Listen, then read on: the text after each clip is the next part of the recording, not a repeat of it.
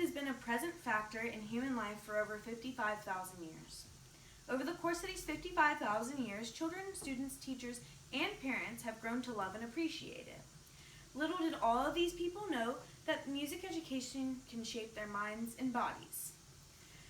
Susan Hellman says in her article, The Power of Music, its impact on the intellectual, social, and personal development of children and young people, published in 2010, that music, impacts skills in language development, literacy, numeracy, measures of intelligence, general attainment, fine motor coordination, concentration, self-confidence, emotional sensitivity, teamwork, self-discipline, and relaxation. I've personally been studying music for over 12 years, and I believe that it has shaped me physically, mentally, and socially.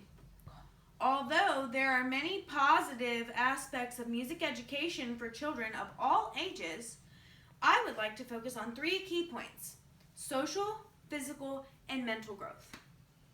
Music is a key factor for growth in these areas, which is why it is important to keep funding music education programs. First, I'm going to focus on the social benefits of music education in schools. Laura Brown says in her article, The Benefits of Music Education, published in 2003, that while children come into the world ready to decode sounds and words, music education helps enhance those natural abilities. Brown gives a prime example for why music education is important to the social growth of students. Music helps enhance what humans are naturally born with, a sense of communication. Music is a form of communication, just without words. By funding music education in schools, the community is funding a bright and rich future generation.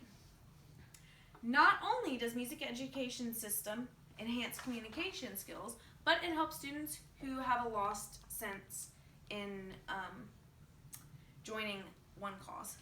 Primarily observed in secondary schools, students search for a group of peers with similar interests. Though this is human nature, music education can help this process. With adequate music education, students are offered a chance to bond with others and on a new and common ground. Throughout school, most of my close friends were members of the band, and these students helped me express myself.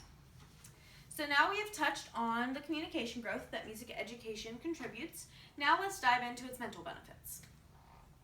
Every parent wants a smart and successful child. A way to ensure this is by providing a strong foundation of knowledge in as many facets as possible.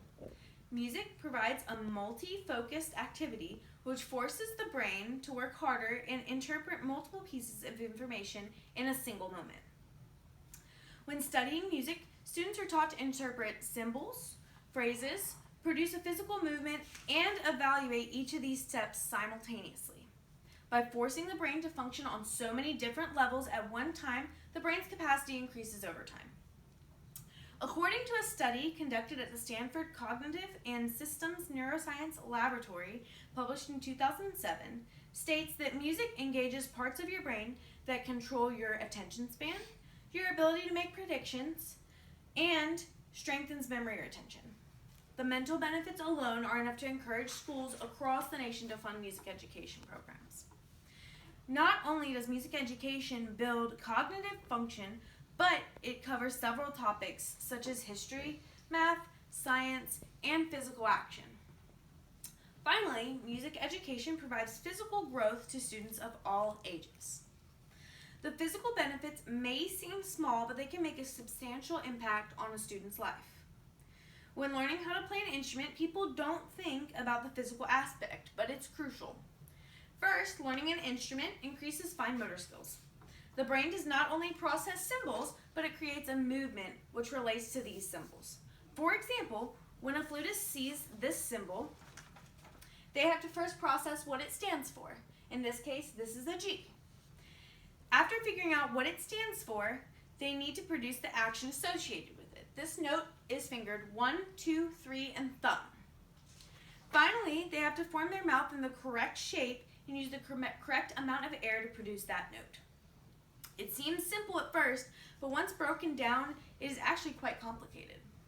Next to fine motor skills, depending on the instrument, Students have to master phrasing and breathing control. Once again, this sounds easy, but in fact it's quite difficult.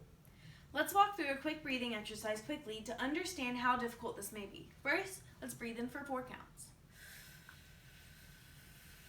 Now hiss for 8.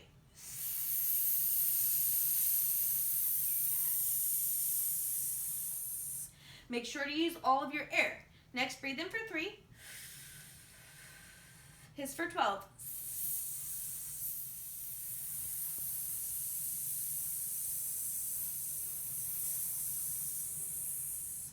This continues for several other times where you're breathing in less but sustaining the hiss longer. Now, did you feel your abs and your diaphragm working? Think about that feeling constantly for an entire piece. This builds students' stamina. When students first learn to play, this is a huge struggle because not everyone is taught to breathe properly and conserve their air. It is unnatural to hold your air in for as long as possible while forcing yourself to expel it. This alone increases lung capacity and can positively impact students' lives.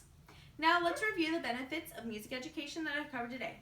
First, I touched on the social benefits. Music education cultivates communication skills and gives students a topic to bond over. This bond can be very important at crucial stages of life of development when students may feel lost or alone. Next, I touched on the mental benefits. Music education provides a cross-sensory experience which is proven to enhance brain capacity. It also is a subject that spans over several other subjects. Finally, I discussed the physical benefits. These benefits include increased breathing capacity and development of fine motor skills. These are all prime reasons to encourage your local schools to keep strong music education. An ancient Greek philosopher once said, "Music is a moral law. It gives soul to the universe, wings to the mind, flight to the imagination, and charm and gaiety to life and everything." This philosopher's name is Plato, and I couldn't agree more. Maybe all our future needs is moral law, a flight to the imagination, and to add some charm to life. Thank you.